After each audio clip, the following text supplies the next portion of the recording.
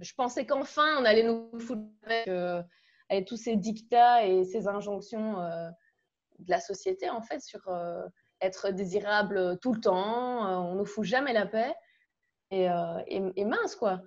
Quand on sait que les femmes en ligne de cette bataille contre le virus, parce qu'elles investissent tous les métiers, principalement les métiers du care, doctoresse, aide-soignante, éducatrice, caissière. Et puis en plus de la charge mentale au quotidien, on leur dit maintenant on va vous rajouter encore la charge esthétique.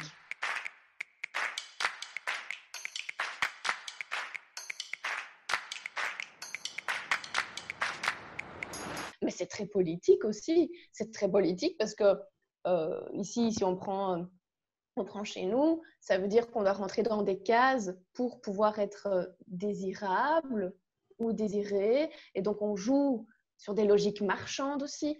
Donc, c'est vraiment l'intersection de plein de sphères. Cette sphère du soin à soi cristallise aussi les inégalités. Parce que prendre soin de soi, tout le monde ne peut pas le faire non plus. Il y a des personnes qui doivent travailler pour ramener leur pain à la maison, qui sont dans la subsistance, qui n'ont même pas de toit. Il y a des personnes qui sont en situation de migration. Et au Monde selon les femmes, c'est ce qu'on travaille depuis 25 ans. C'est de proposer ça.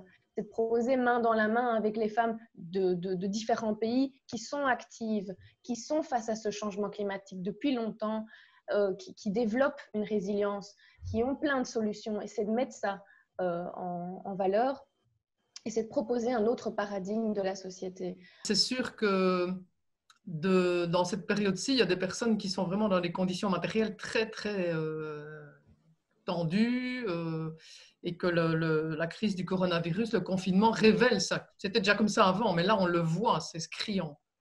Quand on vit à 4 dans 45 mètres carrés, quand on est avec quelqu'un qui est violent, un partenaire violent, quand on ne sait pas sortir, qu'on vit dans une mansarde sans voir le ciel, enfin ça c'est horrible.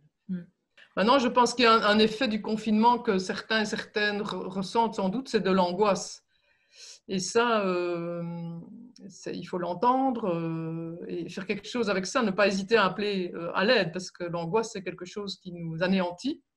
Et pourquoi c'est particulièrement important en période de confinement de prendre soin de soi? C'est une manière de ne pas se laisser abattre par la situation. Je crois que quand on peut développer ça après, quoi qu'il arrive, et certains l'avaient déjà en soi avant, c'est une force intérieure de retrouver un endroit en soi-même où on est en contact avec ses forces vives. Avec ce regard plutôt féministe, ce que je dirais, c'est retourner à un vrai soin de soi et pas qu'individuel. Prendre soin de soi-même, c'est pas un luxe qu'on s'accorde, mais c'est une nécessité. Et c'est aussi une forme de résistance en soi dans une société qui est dans un contexte qui n'est pas fait pour ça. Dans une société où on ne met pas l'humain au centre. Mais la société pourrait prendre des règles ou des réglementations qui permettraient ça. Diminuer le nombre d'heures de travail pour qu'on puisse chacun et chacune profiter de réels moments constructifs et essentiels pour la société, renforcer le lien aux autres, faire de la place pour nos aînés. C'est ça la société.